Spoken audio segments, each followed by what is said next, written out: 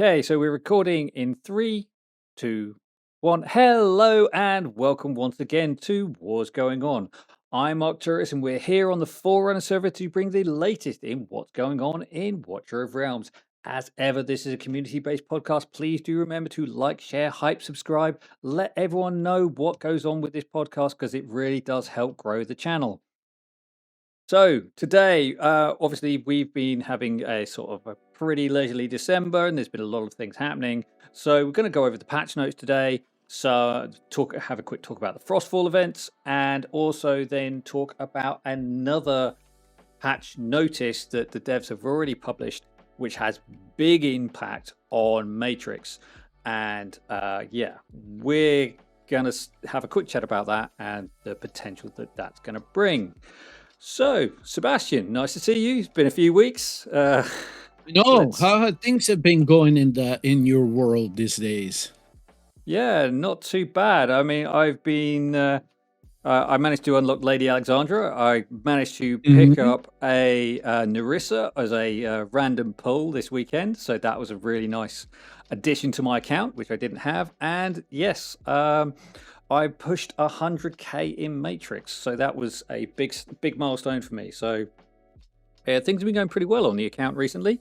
And yeah, it's been obviously we're in Gladiator's Gauntlet here on Forerunner at the moment, so it's same old, but with new maps. And unfortunately, we've been paired up against the other two Dragon Slayers guilds. So far, we've beaten up Dragon Slayers 2, and we're currently in the process of beating up Dragon Slayers Alliance.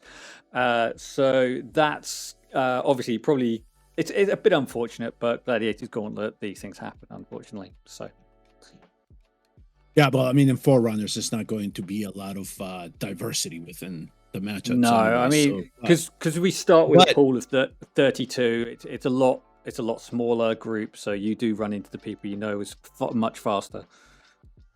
I did take a peek at the maps, and not a lot of ingenuity, but I mean, at least they moved a couple of platforms to at least make something that could be playable, but you know which units are going to be relied upon if you have them for that context anyway. So, and a lot of people, I imagine, are going to be chasing the new tank, the ancient exclusive tank with no pity.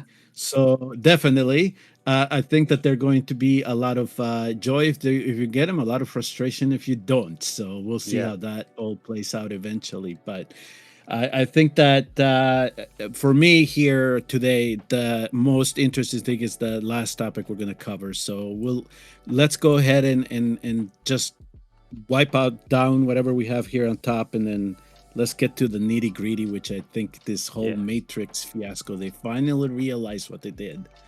Yeah. Okay, so first of all, Legendary Awakening tokens, they've basically gone back and said, okay, we hear what you're saying about Lords not giving a bonus. And so now they're saying that if you dismiss a Lord token, rather than getting 100, you're going to get 800. And then there's a lot of gumph about how they're adjusting the prices of certain things. So Ancient Lords, for example, are reduced from 6,000 to 4,800. Ancient exclusive heroes are reduced from 3,000 to 2,400.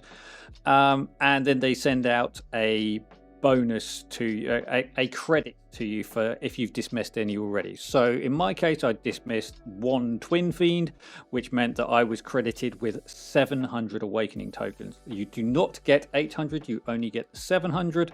It's the difference between what you had dismissed and what you would have got under the new system. So that's fine, that's good. It's good that they're taking things on board, that people were saying, hang on, if you're putting heroes in, hero Soulstones in for 6,000 or whatever it was, it's now 4,800 or whatever, or 3,000, you've got to make it achievable by players. And this is obviously their adjustment to it. So now, rather than it being, you need to dismiss 24 heroes to get one Lord, they're now saying, one Ancient Soulstone, you need to dismiss 3 Lords, which is an improvement. I mean, the math now makes sense, right? Instead of that Yeah. 60,000 or whatever it was, because we were 6,000, like, yeah. or 6,000, whatever it was, Yeah. that it just at 100, it didn't make sense. Now that they pushed that to 800, at least now, at 6,000, it would have made it more tolerable. But now with the 4,800 cost, now you can say, okay, so I got to dismiss 6 lords to get a soulstone of a lord that I may need or I may want, and then the ancient or the ancient non-lord now just takes 3 of those, right? Yeah. So, and then if you dismiss an ancient non-lord, you're at least getting that kind of same ratio now. Okay, so at least in this regard, they listen and they kind of said to themselves, hey, the math, okay, it doesn't make sense. Let's just at least make things a little bit more comparable here and try to, you know, make sure that the whales are happy, because as it is right now, everything is about keeping the few Krakens and whales that remain in the game happy. And this is an avenue, at least for them to say, okay, we'll compromise and at least give them this. It's a small token, but you know, at least they changed something. They made sense. Yeah. It's a good change. It's a nice little bonus to get access to some more soul stones, or it gets you access to the awakening coins, gives you more opportunity to get some some soul stones for heroes, or just to build stuff up so you can get something a bit more polished. So this is next one is a really, really, really beautiful quality of life feature. So first of all, it come in here, and look. So now you have this thing called the legendary soulstone, sort of like history usage. So you can now go in and see which heroes you've used and what type of soulstones you've used on a hero, and you can decide, am I going? And if you've got a reset book, you can reset them from the hero that you're on, and it gives you the opportunity to just like you work out where your soul stones are, and where you want, which heroes you might want to consider resetting to get rid of them, or plan your limited choices as well. So there's lots of things that we can do on this. So yeah, it's a really nice quality of life feature, especially for those of you who have got plenty of soul stones and you can't remember where you've used them. Yeah, exactly. And it was needed, at least just some type of tracker. So, nice. Like you said, it's a nice quality of life features now that allows you to keep the soul stones. Now, whether we're getting enough reset books, that's a topic for another episode. But yeah, they could make them a little bit more readily available, what is grindable, or I hate to say it because they already established the model, put it in the shop for $100. That could be something that Krakens definitely would go for. But I was telling somebody else, we were talking that the charge for hero reset books wouldn't be a bad idea to put on Matrix or something like that, so people do engage with the content, because I did think that people were ignoring it, and especially based on a lot of the comments that I received, it's like, we don't really care about service, so I don't know why you're making a big deal about it, type of deal. So I just thought maybe that would be one way to engage the people to do something in regards to the new boss. But we'll get to that as to how they eventually respond. We'll get to Matrix later. We'll get to Matrix later, because there is a lot to talk about on that. I will say that hopefully for the future that they do consider like hero reset books, so shards or something to that nature. People can grind them. Some more quality of life changes. So they've optimized the use of gems and evolution gems and variant gems.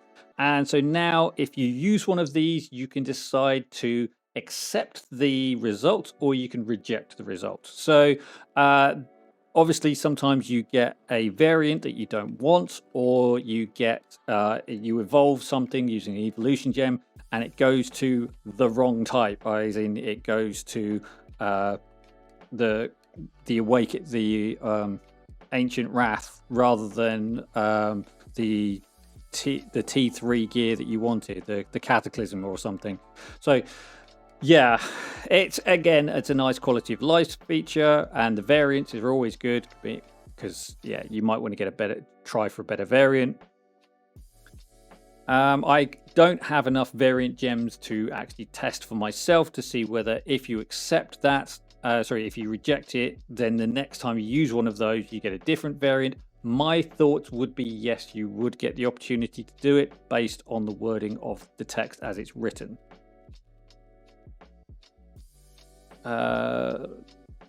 Next one is another one for bulk storage. If you have heroes in bulk storage, you can now select all the 3-star heroes to dismiss in one go, which again is a nice one for just farming gems straight out of there. Enhanced matchmaking experience for Guild War. Well, we're currently in Gladiator's Gauntlet, so we will have to see how that pans out in Season 12. Achievements relating to Hero Awakening to 5. So I have been sitting on this since this came out because I wanted to be able to show you them. So here we go in collection. You've now got them for epic heroes for at the 10, 15, 20, 25 and 30 stages. And then on the legendaries, you have them at 15, 20, 25 and 30 and 35. The ones you wouldn't really be targeting there are the 25, 30 and 35 because those are getting you 500 legendary awakening tokens. So lovely little quality of life. Again, it's putting more value into that awakening shop, getting you more opportunities to pick up soul stones for heroes that you really, really want.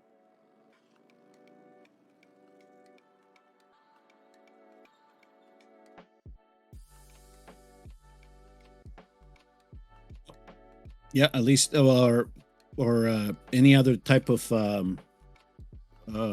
anything else that you're chasing in the shop as well, right? So not necessarily awakening. Yeah, I mean, obviously there's demon chest and there's the other things that are in there, but most of the end game stuff is it's all about the soul stones. But there are another couple of nice things like the hammers and the skill crystals and demon soldiers. So yeah. Okay, so yeah, that's the quality of life change they've done on the Awakening shop. Those are the things, the achievements they've put in. Again, it's a nice one for people who've been playing the game a while and have got quite a lot of those built up. So yeah, it's just a way of getting more access to those key resources.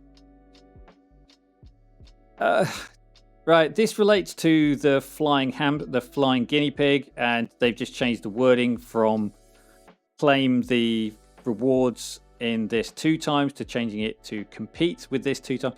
Honestly, the only useful thing on here for me is reminding me to do Drake's Chasm, because in the past I've been known to log in all day and then not do Drake's Chasm. So it's a recent addition. It just reminds you of things you want to do during the week. You can't turn it off. It's a little bit annoying from that perspective, but it is useful to have a reminder for things that you forget to do on a daily basis. Right. So yeah, they've done that. They've updated the wording on for Arrogance. So Arrogance, if you're not aware, had a change recently. They gave him a bit of a glow up. They let his ultimate inflict some vulnerability. They changed it so he's constantly inflicting burning. This, I think, is the groundwork, along with Lycan, for the start of a nightmare viable Matrix comp. We'll talk a little bit more about what changes are coming that mean that is going to be more likely in a second. But yeah, this is just one of the things that's on as part of that change. And fixed an issue where Velisi's summons would continuously follow Scythera's summons when Velise and Scythera were deployed together. Well, yes, because the wording is that Velisi's summons after 4 seconds of doing nothing will go and support a nearby summon. So I can see why that interaction would work together, but they've obviously decided that was unintentional in this case. Okay. So mechanistically, is that like a mini nerf then to the summon? Or is it just that as soon as the summons do whatever they do, they're just gonna withdraw? I think the idea is that rather than going over and supporting and then coming back, they were just sticking around there until they died. But obviously that's not ideal. So another thing which came out in the last patch last week, along with the update to Arrogance, was they introduced new Infernal Blast faction stages. They now go up to stage 18. Personally, I've completed 13 through 16. I didn't have the time to have a go at 17 because it took me all day to work out how to do 16. They are on my 13 through 15 are on my channel. 13 and 14 have got the same map. So although it's the 14 map, the strategy for 13 and 14 is identical. 16 is difficult. You will need 3 ground units minimum to complete it, and if you've dismissed Aurum, you're going to be facing some challenges because I don't think that Titus is going to cut it. Frankly, he's not the greatest of tanks at the best of times. Really? End game content can't use epics? Are you kidding me? I didn't expect that.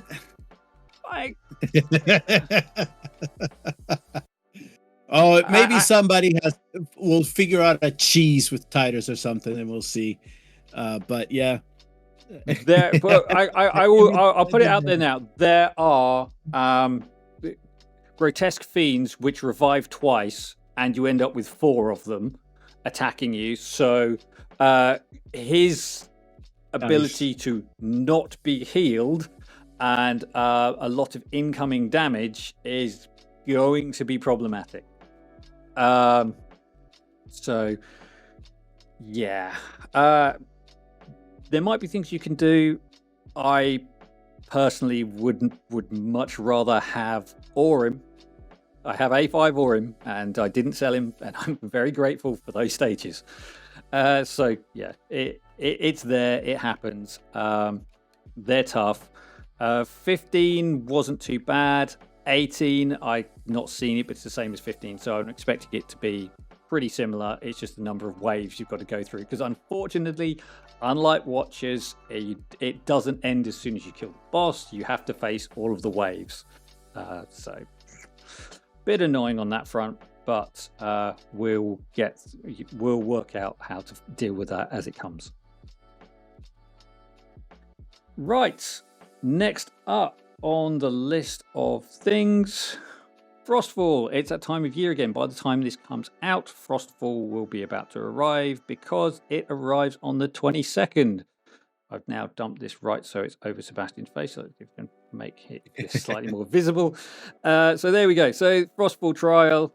So basically it looks like they're introducing a special Malric trial for Christmas for Frostfall, and we're going to have a new map, new encounters. If I'm slightly cynical, I imagine it's going to be based on the Volcanic Ruins map, which none of you on Global have had the opportunity to play with, but it does exist in the code.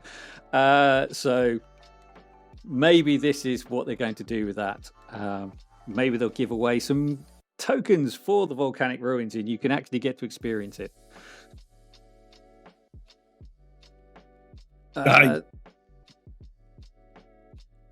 Yeah. Something delayed it. Something didn't allow it to go into the December patch. So let's see if the January patch might have it. They keep it. It's in the code. I think it actually came out in the November patch, but it's just never been implemented. They've never made the Soulstones of the runes available in any way to Global. The Forerunners only got like 6 trial ones that they gave away free. They never did that on Global for some reason. And I don't know why. The stages work. They're a little bit more platform focused as opposed to ground focused. And And yeah, the 6 that I've done have been pretty good. So, don't know. No, I think they missed something there, because one of the major sticking points, at least in global, has been Malrix with the trials here, and I think that adding the volcanic might have hushed some of that down, but it did not. And when they didn't even roll it, as they had put it on the advertisement that we saw, then people started questioning, well, why didn't, and nothing in the Q&A. I didn't see anything in the Q&A, even though people were asking about it. And again, it was one of those, the Q&A. Now we'll ignore it. We'll let it just, hopefully time just washes it away. But yeah, it was puzzling that we didn't see it. As soon as the Forerunner saw it, I was puzzled that we didn't see it on the next month, and at least have something for people that had the units or could probably clear those stages more easily than the other one. Then they could have had a little bit more of a run with Malrix. But yeah, no, it just did not pan out at the end. Something something internally did not align with how they were thinking about doing that. Yeah, I'm not entirely sure what the thought process was about why they haven't rolled it out, but that's where we are. Okay, so other free stuff. There's going to change the summon stone, so you can change it from the stone to the sword to now a Christmas tree, which will be a nice one for those of you who are a collector on those things. There's a new skin for King Haas. They're giving away a load of ancient crystals, divine crystals. There's these are in the shop, so you'll be able to spend the Frostfall currency to buy ancients, divines, a avatar. There will be a single unpolished soulstone. I think that's given free. Don't know. It might be in the shop, but they're definitely giving a talk of one being available during the Frostfall period. Exclusive hero return. So this is our opportunity to get our hands on our limited. So have you all thought about which limited you want? Do stick it down in the comments. We can have a discussion on that.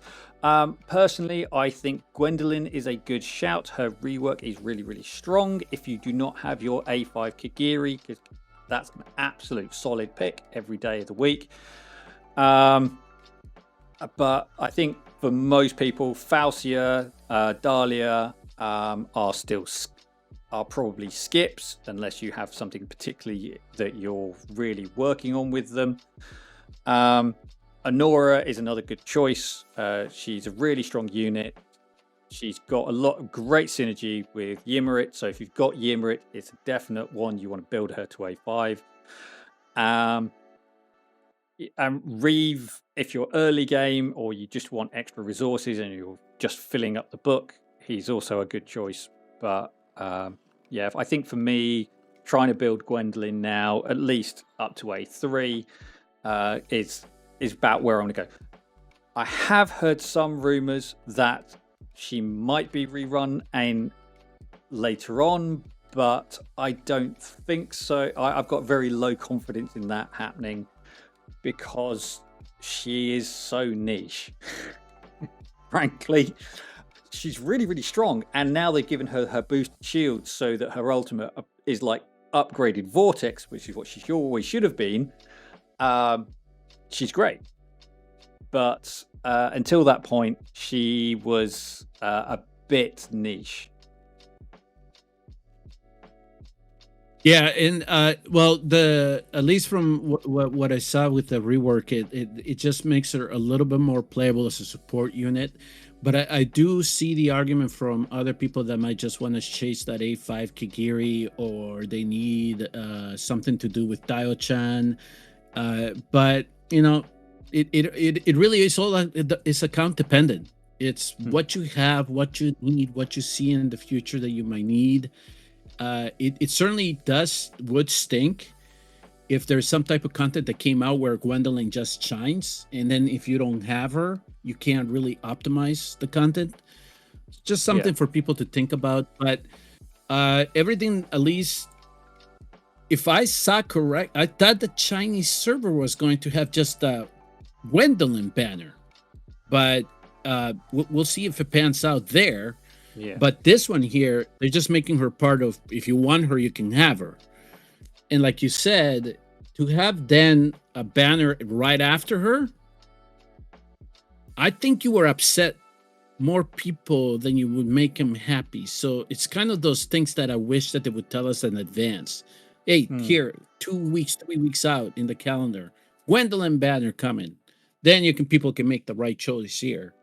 But yeah, I hate. Remember, I know that the leaks are helpful sometimes, but I haven't seen anything here in this side of the servers that may indicate Gwendolyn having her own banner. So just make the decision accordingly, based on what you need for your account. Is the best way that I would say approaching this. Yeah. Considering she will work really, really well with Ravenhall, then because he's boosting HP of his allies, she does shields based on her HP. So that's going to add massive survivability in any content where those two are paired together. And obviously her rework that's just come through is really, really good overall. So that's that. Obviously the dates of the banners, they're absolutely tiny here, but if you go on Discord, on Facebook, on Reddit, all the information is there with the full dates. So Christmas Day through 28th, that's Aridin and Aeolis. Really strong banner. He looks really interesting as a HP scaling fighter. The reports are basically saying this is the strongest HP fighter that they've managed to produce, which is really good news, because if they can get it right once, they might be able to get it right again. So this is hopefully the start of something new and interesting in terms of mechanics, which has been missing for a while.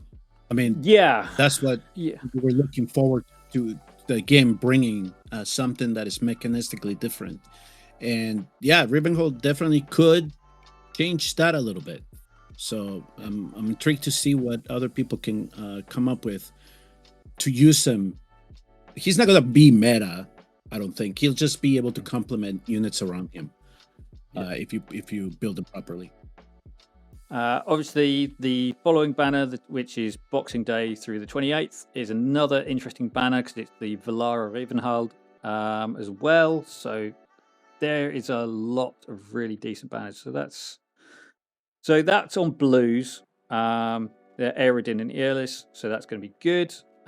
Then you've got Valara and Ravenhall on Ancients, and then you've got Ingrid and Khadgrim. Khadgrim is looking to be absolutely nuts in terms of any content where you've got lots and lots of incoming damage. His survivability is through the roof. So he's going to be really, really solid. And for GVG, he could easily become problematic very, very quickly. I think I said when they first introduced Matrix, to introduce a hero who can deal with the damage, you will end up breaking other content. I think they've gone for the option of breaking other content by introducing him. But we will see, because he's really, really challenging to deal with. Just minor thing. I think that has been the problem over the last year. It's just been introducing heroes that in a way reshape endgame content. Do we say break it? No, I think it just makes that hero more demanding, right? So it's not like you're adjusting the roster that you have to the content, but you have to adjust what you do at the summoning portal. And you have to bring that hero in to then try to possibly push on the content. And then maybe some of the heroes that you already have in your account are able to complement them so you can push said content. Whether he is going to break GBG, I think that he will be a demand, especially for top end GBG. He will be a demand. You're gonna have him, especially if you just want to eliminate the grotesque fin from even being viable in that format, right? But whether it's going to affect it all depends on how this rework the Matrix, and I know we're coming to it, but it all depends on how that rework reshapes what heroes you need to really push the chest that you need to that you are able to push. Yeah, definitely. I think it's going to be really interesting. I do promise we are getting to it shortly, but there is a lot to change in terms of Matrix and yeah. Other stuff. So new skins for Rivenhald, new skin for King Haas, new skin for Ingrid, which is going to be interesting because that is looking quite a fun one.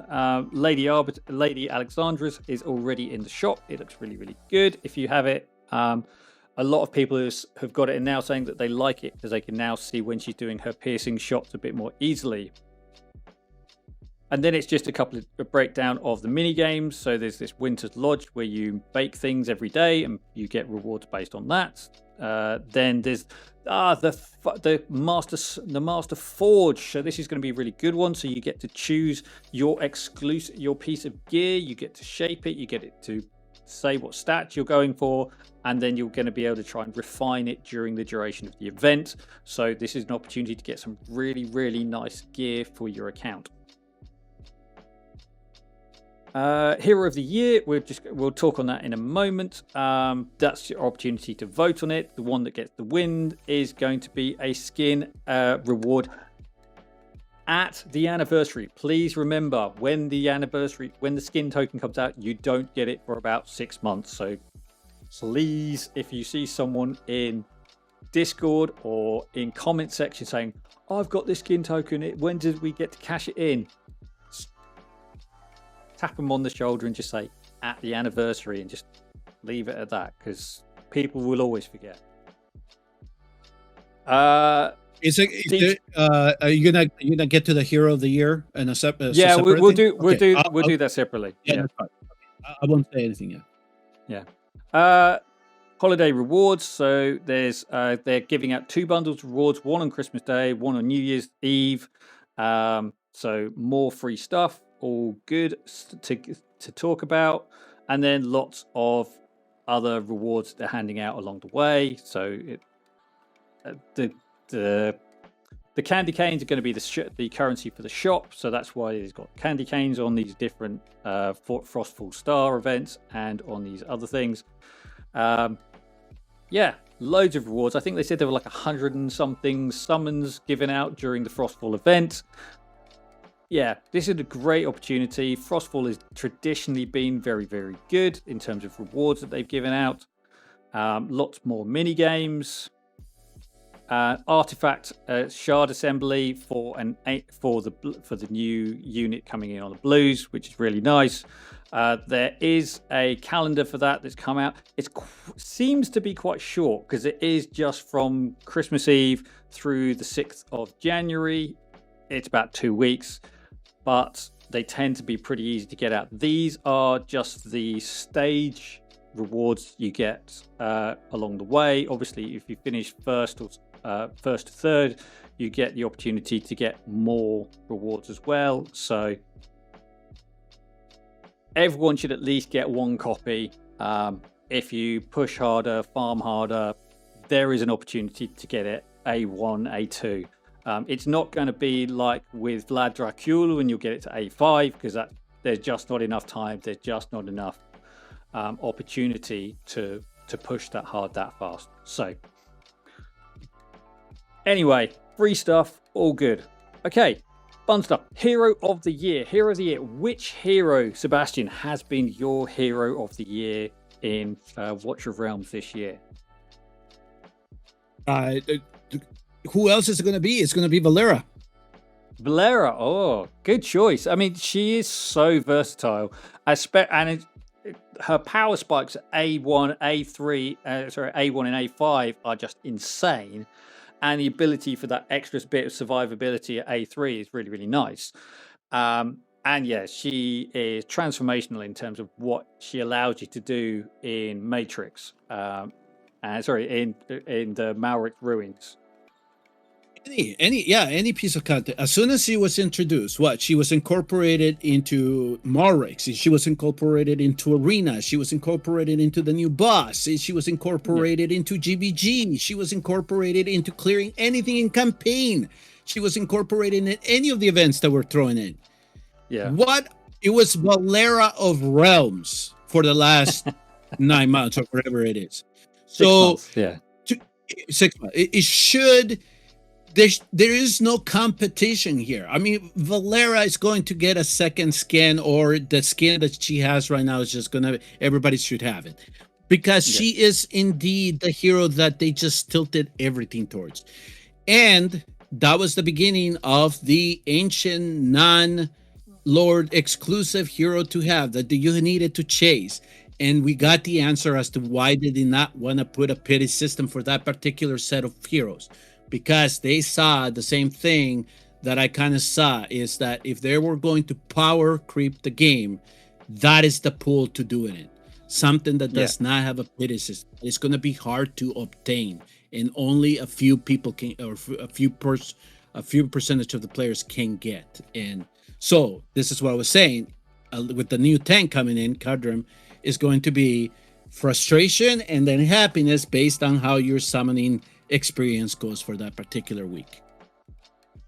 Yeah, definitely. It's a very interesting decision that they've gone for, to try and make it so that he is so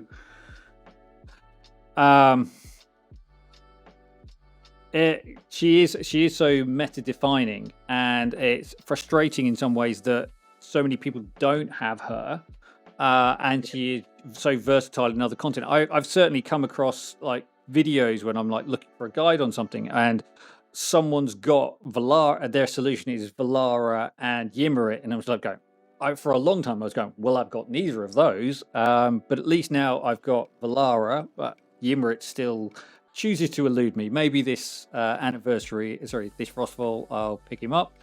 But yeah, it is very, very difficult. Now, again, talking about leaks, obviously this is all development stuff. It's all very, very subject to change, but there have been some discussions about making her more accessible in terms of what's coming next for Odyssey. Now, her name has been tied to future iterations of Odyssey.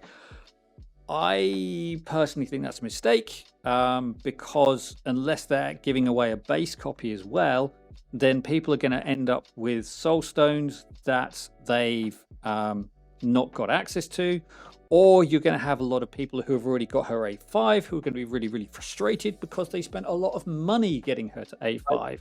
Yeah, exactly. Or investing whatever Soulstones they might have had. So yeah, so it's going to be one of those ones where they're going to have to either have a reset event where you have the opportunity to reset her, and they don't give out a reset book. They've not done one of those for a while, or they give out a reset book around the time they roll this out. If as I say, if this is the strategy they go for, this obviously is based on data mined information. It's low confidence at this time because there has been no discussions from the developers about what the long-term goal is with Odyssey. Other than the fact that we know that there are going to be 2 more Soulstones for Ymrit. 2 more Soulstones for Init coming at some point. Yeah, and then remember that just because it is in the coding, it doesn't mean that it's necessarily going to be rolled out immediately. You know, just like we saw with the Morrick stuff. So, in the rumor, and why everybody's holding on to their wisdom meteorites, because they think that Ingrid's artifact is going to come in soon based on the leaks. So, it just, you know, yes, it might be in the coding. There's stuff that I see in the client's background that it takes 2 to 3 months before they actually implement it into the game. Just as an example, one thing that I have not seen, I don't know if it's in Forerunners yet, but Valeria was supposed to get her own summoning video, and they have not added it into the catalog in game, but it's in the files. You can see it there, but it's nothing that I've seen that when you summon her, that video plays exclusive. So I'm just but the thing is. Not Valera, but Valara. Valeria, yeah, the Nightmare, yeah. Valeria, yeah. But so just because somebody is screaming at the top of his lungs, "Hey, look at what's in the coding, what's coming up!" Sometimes it's just hold off to it. They just hold on to it for too long. So, yeah. Yeah, so I think for me, Valara is a very, very good shout. I think I'd be tempted. Is it Kagiri over a year old now? Yes, it has to Yeah. Oh be. yeah, He because has to be. it was We've Lubu. had a couple. It Yeah. was Lubu and Diao-chan who were around the same time this time around. Mhm. So oh golly, I'd be tempted to go for another healer because Earlis has really come in, and or Yep. again Nerissa, who they've both come in and they've basically said, Eloin, darling, it's time to take a back seat. And they've Yeah. just they've just Yes. basically said, Yep. we see what you do, we can do it a bit better. And they've been really, really strong in how they've come into the game. Their factions have been a lot more friendly to a lot of DPS content, and yeah, they've been really, really good additions to the game. So I think, do I really want to commit to? Yeah, I think I'm going to go for Yearless because I think she has been really, really strong addition to the game. I don't disagree. Yeah. Yeah, I don't disagree. She's been a very good support unit, especially when you not only gear her correctly, but if you give her the correct artifact for whatever it is that you're trying to conquer for that particular game mode, she can just be a unit that will keep anything alive. Yeah. As long as you need them, right? So yeah, I can't disagree with that. In terms of support, yeah, she has to be on the top of in terms of Hero of the Year. Yeah. Okay, so yeah, good pick on that one. Yeah. Okay, so that was it in terms of like background, Frostfall, Hero of the Year content. So now on to the Matrix. Matrix 1 is big. So they push this out. Here's what I'm gonna let you just explain exactly how it is that they're doing things, and then what I want everybody to think of as he's presenting this is, the way that I approached it when I was reading it was one of these things of, number one, analytics, engagement, and then is it one of these things where they're finally understanding what they did in terms of power creep. But I'm gonna, with those three things in mind, because that's where I want, especially is where I'm gonna steer the conversation to, is how do you, when you see this in your mind, how do you see these changes affecting the game as a whole? Yeah. Okay, so this patch notes appeared after the update on Friday on Forerunner, and it just said that they've seen our feedback regarding Titanic Ruins. They plan to implement the following skill changes and reduce the number of mech fragments required to beat to open challenge chests on the Forerunner on the update next. So there's an update on Forerunners next week. Great Christmas Day update. Thanks, guys. And details are subject to change. If you complete your attempts before this goes live, you don't get an opportunity to try it with the new features in events. So next week, players on Forerunner have a very difficult decision whether they decide to do their runs early with the team that they know, or have the opportunity to attempt on Friday, Saturday, Sunday next week in order to try and compete with the scores that are already been laid down by other people. But let's how we go through this. Boss skills removed. Chain fission. So that's the one where loads of enemies come out. You have a short about 20 seconds to kill them all before he absorbs any and then slaps down and with a big ball if there's anything left. Relentless evolution. That's the period where he is unconscious, for want of a better description, and waves of spawns come in, and you have the opportunity to kill them to keep him in the vulnerable state and do a load of damage. The emergency recharge protocol, that is how he recharges, and his scaling upon that, because it was like 20% damage, and then he went up to like 50% damage increase each time.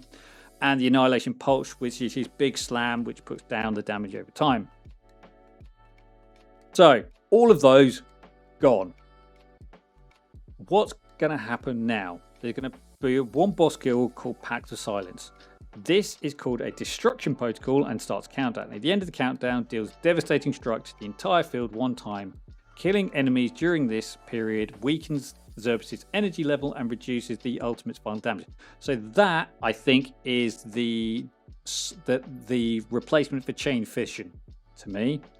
So that's going to be the same sort of thing. So rather than it being as big a, which to me actually sounds like the same skill, they've just given it a bit of a new name. But they're saying that you've got, by killing the enemies, you've got more time to, you've got more, it reduces the countdown, so you've got more opportunity to kill the other enemies, which is good because especially in the later levels where there's later stages, there's more enemies and it's harder to kill them all within the timer.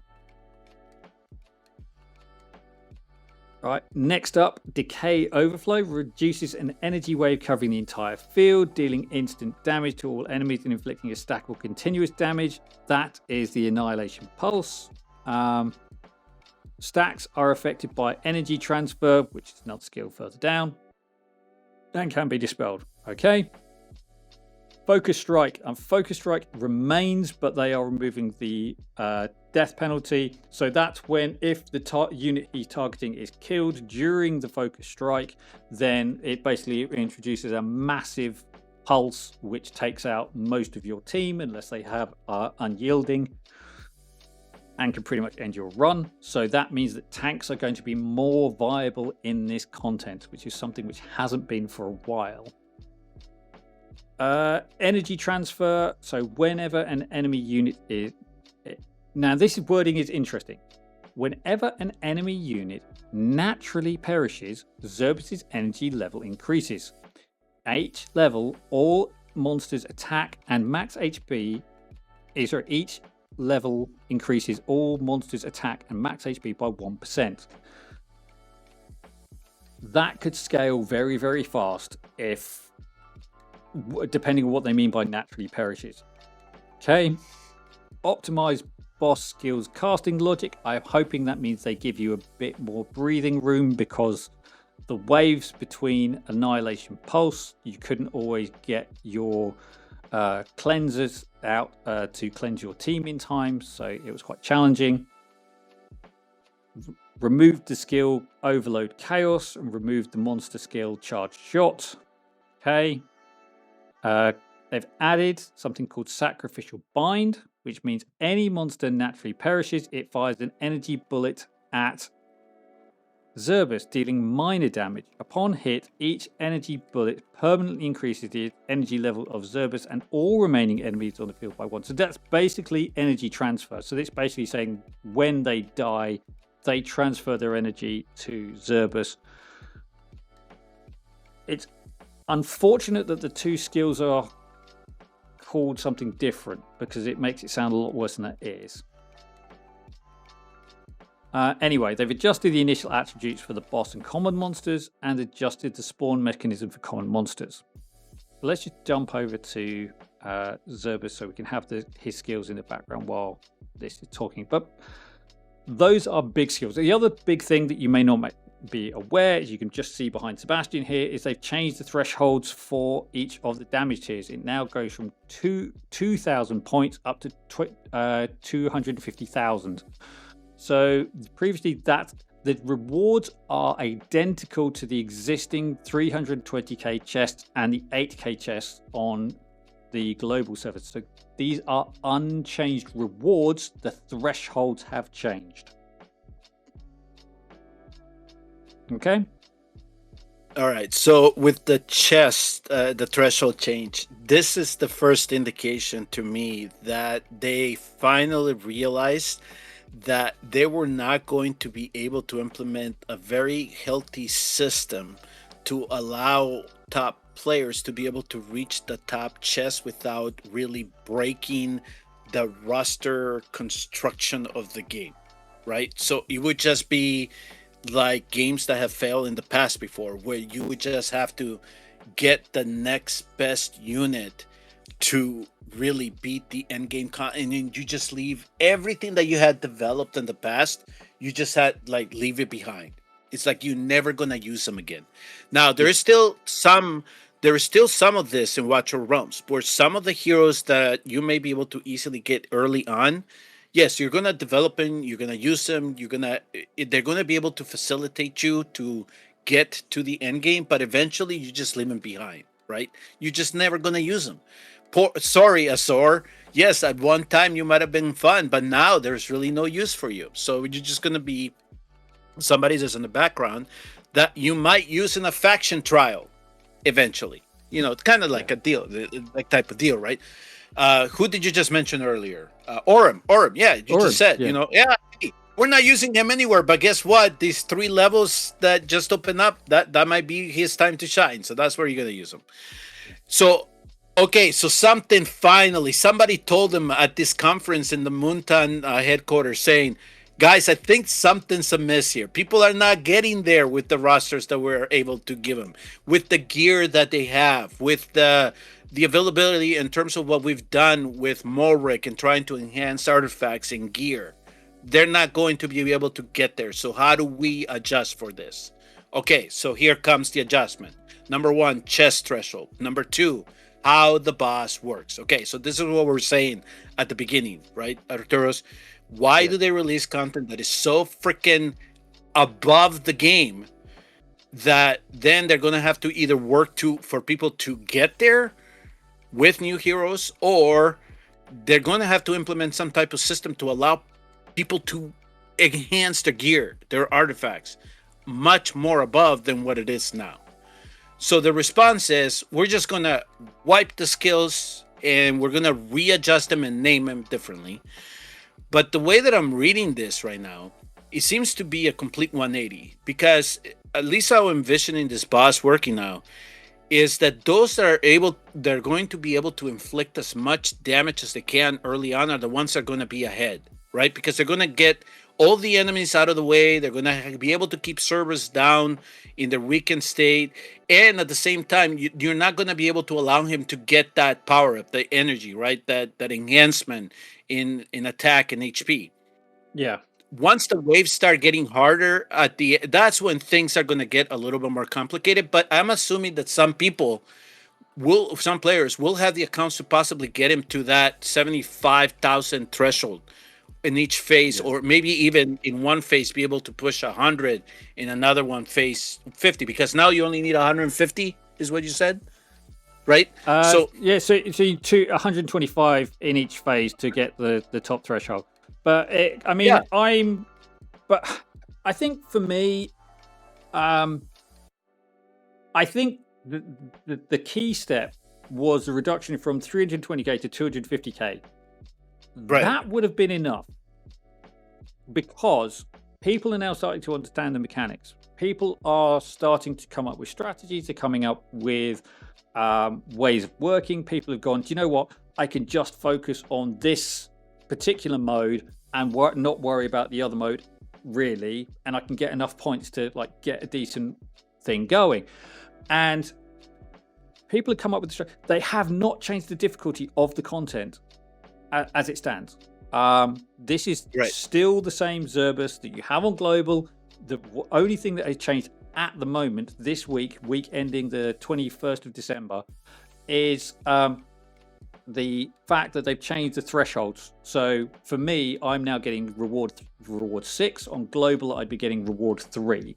So they've just given me an opportunity to get more rewards for my money. They've also reduced the max HP. So the max HP now goes down to 1.5 million in order to take him down. So each member of the guild needs to be doing a sort of on average 50,000 points of damage between them.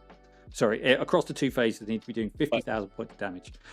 So they're making it easier to kill the boss. That's down from 66,000 that you required previously, and about 2.5 million health pool. So they've made a big reduction in his health pool. And I also want, if a lot of this also is to try to balance each one of the forms now with the rosters or the gallery that we have, right? Because like you said, some people just focus on the Bulwark form, and really the Spellbind form is just there to kind of add a little bit more juice to the score, however much they can. And there's no balance between the two modes right now.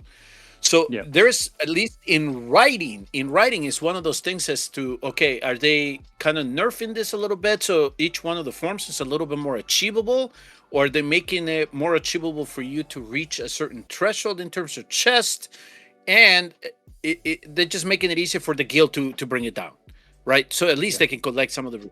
I think that they finally, and I'm not going to say that they felt it because they could easily ignore this, but I think that they finally saw the amount of pressure that they were putting on people to interact with this mode. And if the analytics were showing that really the only players that are focusing on this are the top guilds, then that was not healthy for them. Because yes, some people could unlock them, or some guilds could unlock them after beating Apocalypse 2, but I bet you that they were not even coming close to bringing him down. So they were just getting that one chest for 8,000 or whatever it was that the first breakbone was at the time. So I think that this was a wake-up call for them in terms of game design and content, end-game content, how they introduce things, and how I think that now that whoever's in the background, whatever team is in the background designing this stuff, is finally has to understand how the game works. And unfortunately, I do think that a lot of this could be somebody that really has great ideas, but they're not playing the game. And so once those that are set with the task to implement it, once it is implemented, they just did not get it balanced correctly. And again, this is all in rushing stuff out just to keep people happy. And unfortunately, sometimes things like this happen. So when you rush, massive shout out to Behemoth, who did so much testing for on the test server on this particular content, and he gave the devs pages and pages of feedback, which Fastidious did a long video on a while back, pointing out all of the faults and the things that they could do. What they haven't done, it looks to be implement as many of those. Maybe the changes that they're implementing are going to make it easier for us to get the damage points, because at the moment it's not possible on either Forerunner or Global to kill enough enemies to get you to that 125,000 per phase.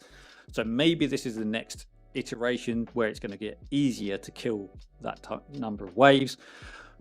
But as it stands, I almost feel what they should have done was make Matrix 1 Matrix 2 and introduce this new boss as Matrix 1, because it feels, or give it a different name. Keep it in the Titanic Ruins, fine, it's another robot boss, it's the same sort of mechanics that you have to work to deal with. But I almost feel like it's the amount of change that they're putting into it. On paper, it's a new boss. So I think I would almost like to have kept Matrix 1 as it is, give it a new branding, Matrix 2, whatever, and then introduced a new boss with the new mechanics, which kind of gives people the opportunity to push access to these rewards. But at the same time, I get why they haven't, which is really frustrating, because the reason they haven't is the fact that they want this to be the boss for the next year. That was what it was introduced. It was the stretch goal for the next year. Year 1, it was Nightmare 4. Year 2, it was Apocalypse. It was kind of Apocalypse 2. Now we're in year 3. It's Matrix 1, and they don't want to introduce another big boss yet. So they want to keep that for the future. So I can see why they haven't done it, but at the same time, I really wish they had. and I think there was a very early discussion that we had, and we then said keep it to the podcast. But the Matrix 2 thing, I think that would have been like, okay, so for those of you that have been working on this form of the boss, we're going to give you the option. Either hit Matrix 1 or Matrix 2 this week, and then what chest you can push. But then it would have introduced different type of rewards for each one of the modes, right? So then they would have to readjust the chest and everything. One of the other things that I am curious about too, and I hope that maybe there's some that have kept track of it, but I really do think that now that they have adjusted the thresholds a little bit, and this is what I've been saying, give us the rates for the rewards and all the chests. I am curious if they're going to adjust the rates for some of those rewards. So like you said, your account right now is going to be able to go from chest 3 to chest 5. Is that what I understood from you? Yeah. Chest 6. So I am going to be really intrigued if chest 6 rates as it stands right now are the same to chest 6 rates once this new form comes in. I'm going to say no. I think that there'll be a little bit of an adjustment just for you to be able to keep in ties to push even further or get that next best hero that is going to allow you to get to chest number 8. So yeah, so this is why one of the things that keeps bothering me about them is that they don't release the rates for all this stuff here.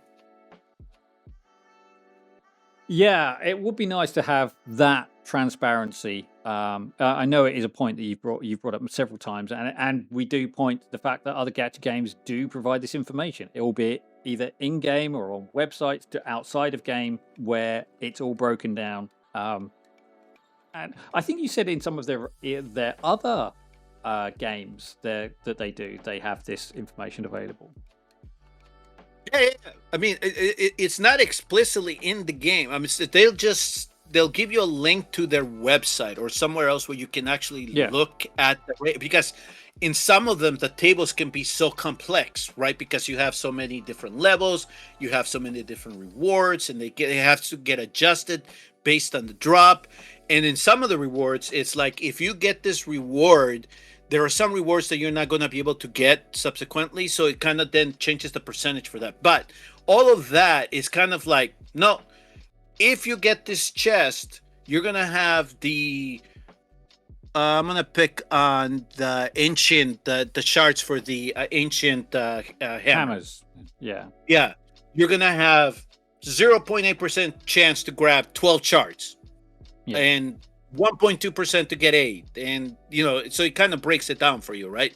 But then he has to adjust the other percentages based on the rate from the original one, because the shards are going to affect how everything else drops down, right? Especially if they have a different percentage, which if you had 12 shards, I would assume that would be a different drop rate from 6 or from 3, just like the Soulstones, right? On Drake's Chasm. Yeah. The rate for you to get a 6 or a 5 or a 3 is going to be different. So then it adjusts.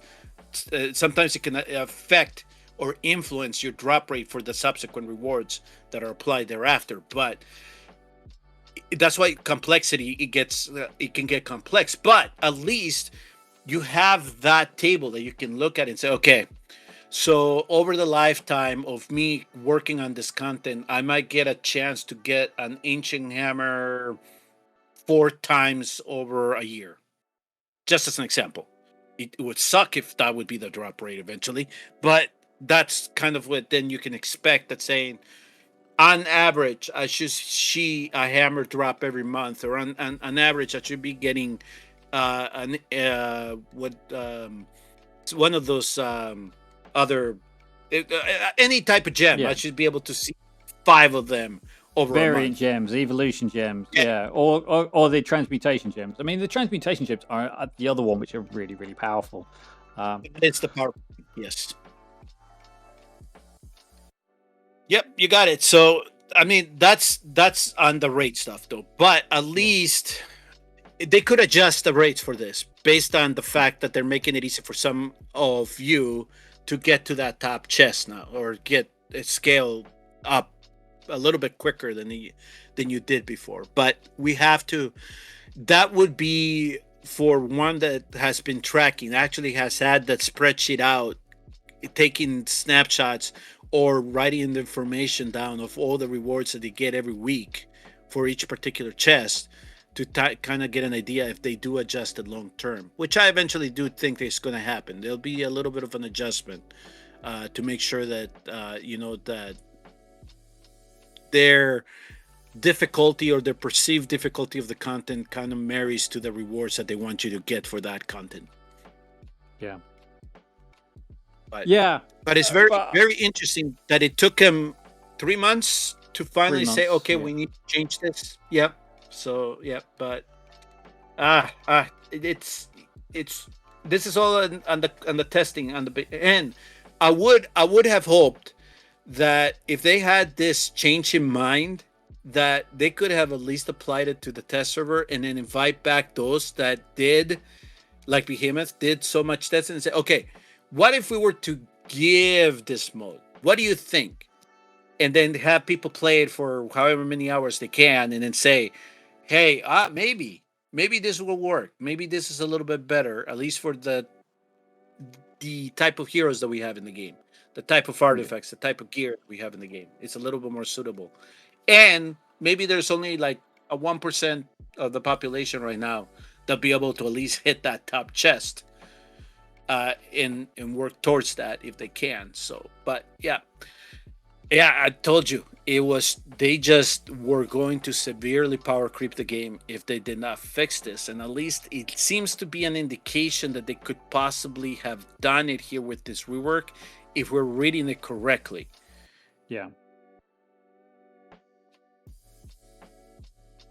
Yeah. So yeah, it's going to be really interesting to see how this pans out. I am going to see how things go. Obviously, this is basically rolling out on Boxing Day. I am not going to promise that I'm going to do a stream or anything over the next week. If I get the opportunity, I will try and do some runs early in the week, record them on my phone, and then look at a comparison of the same team running later in the week, and maybe put them together as a side-by-side comparison or something, just so you can see sort of different damage output between the two, to see how the modes run between the two. I think it's going to be interesting. I'm really irritated that they're rolling it out on Forerunner on a Friday on bank holiday. I know. That's just a personal thing.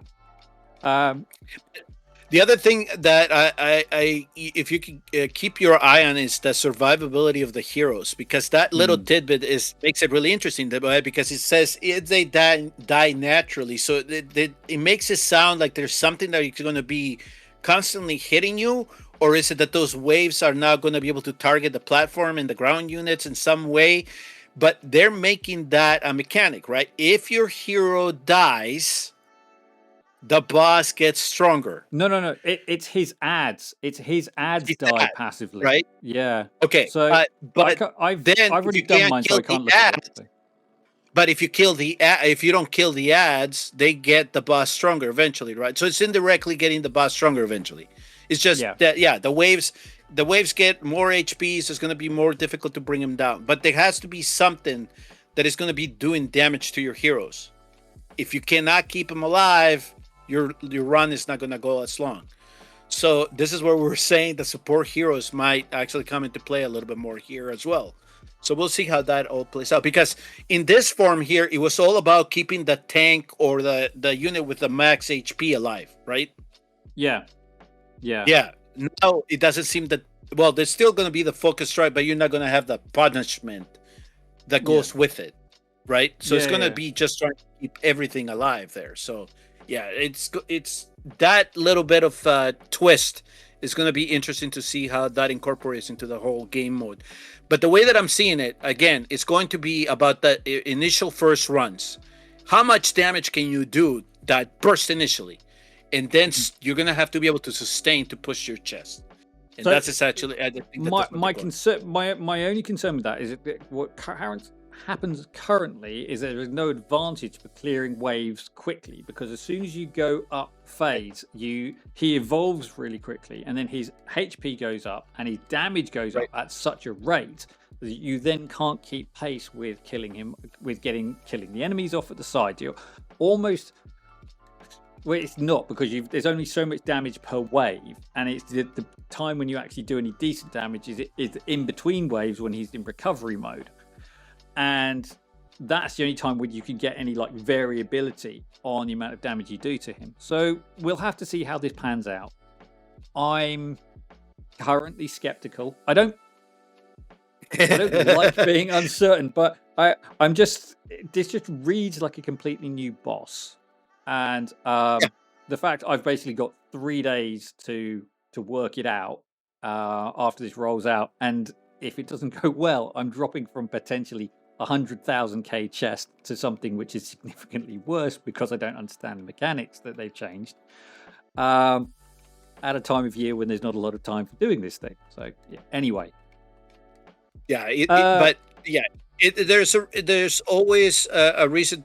I can understand your skepticism with this, and let's hope it's not, because it wouldn't make sense to overwork a boss and then drop the threshold in the chest and then make the content more difficult, right? That you can't get there. So it wouldn't make sense for me to do that. So I think that they're trying to balance this out a little bit more, so everybody else that has unlocked the boss in their respective guild has some playability to it. And we don't see comments like we're seeing not only in my channel personally, but in Discord where, we don't have to deal with it. Why are you guys so frustrated by it? We don't play it. So I think that they're trying to get away from that. They're trying to make sure that their new content, as you said, they want this boss to be that shiny example for the next year to be playable, right? And that's what the hope of this change is. And I hope that that does pan out for those that want to continue to play the game. Mm-hmm. Yeah, I think that's a good point to draw a line under the episode. I think that's a good takeaway message. I wish you all the best with your Frostfall summons. I will definitely see you again in 2026. And yeah, Sebastian, any final messages as we're signing off? I was just gonna say, for those of you that have been patronizing the podcast, I do hope that you continue to support Arturos. I mean, I think that for as long as we've done this, I do consider it to be a crime that he's not at 1,000 subscribers yet. So please do keep supporting him through the run until he decides to leave the game, as he when he finally sees that he has nothing else left to do with it.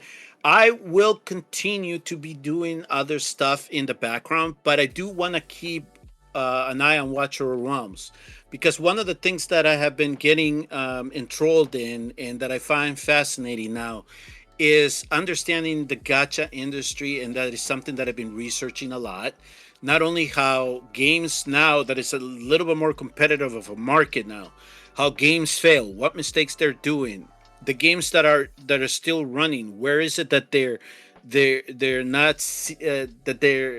not being able to keep the population that they have, or they see these down trends, what exactly leads to that? And I know that when it comes to the tower defense genre, that there's going to be more competition coming from Muntan in the next year.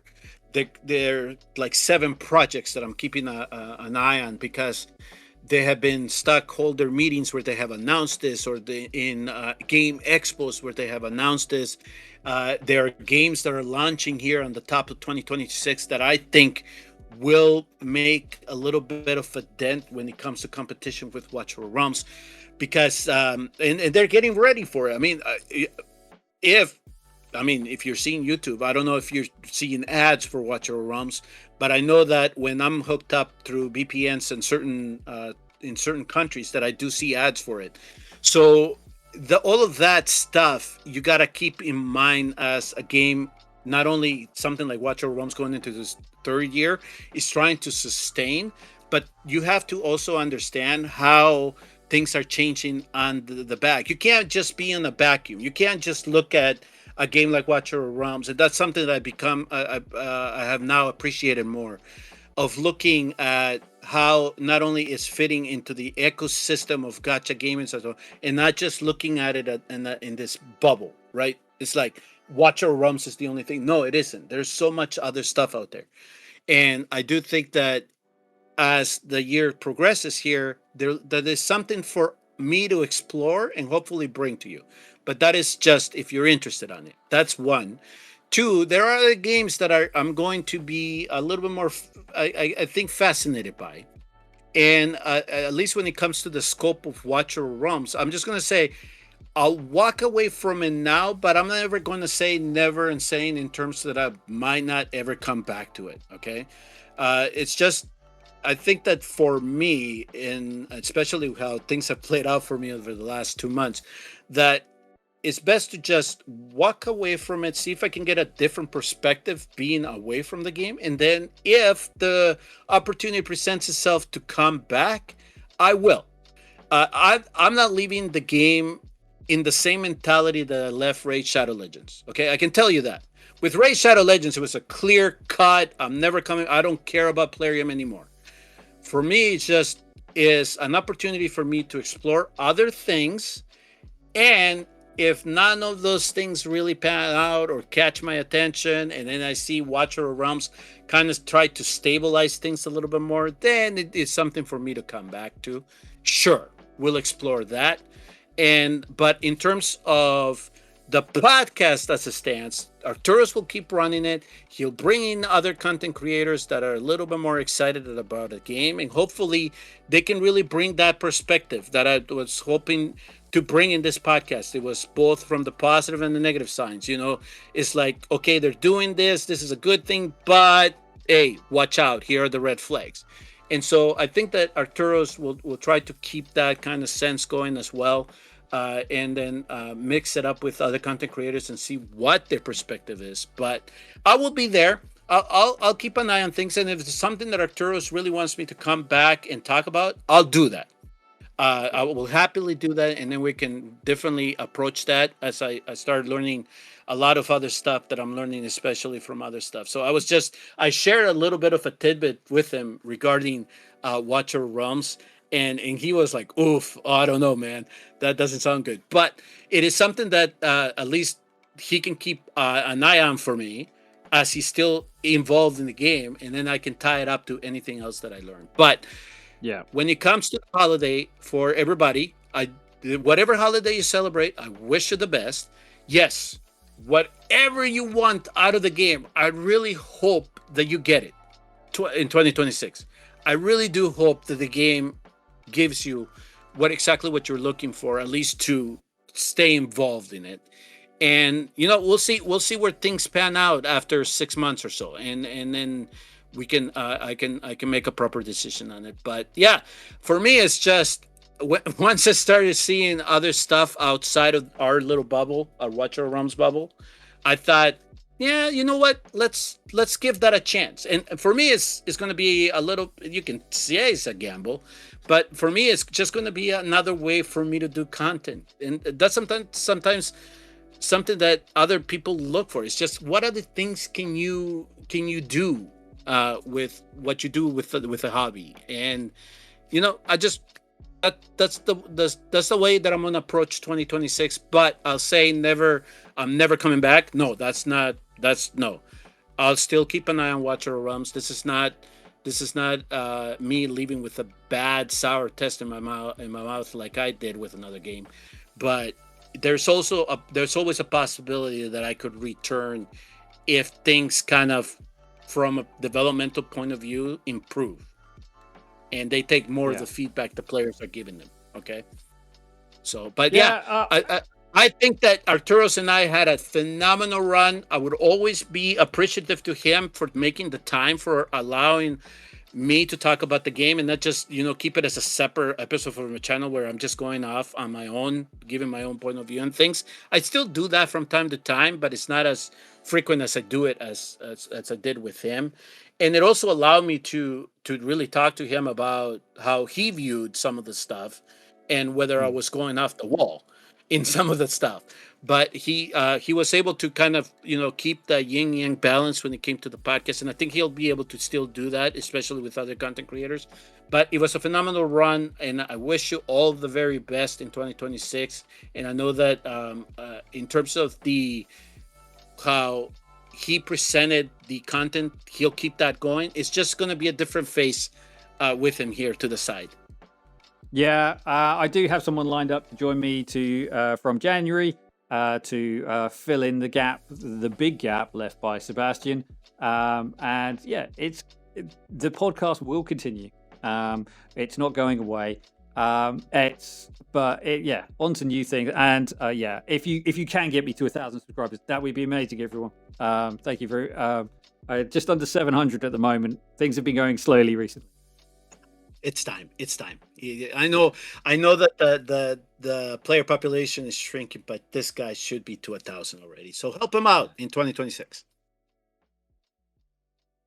Okay, everybody. I will see you all in the next episode. Bye-bye.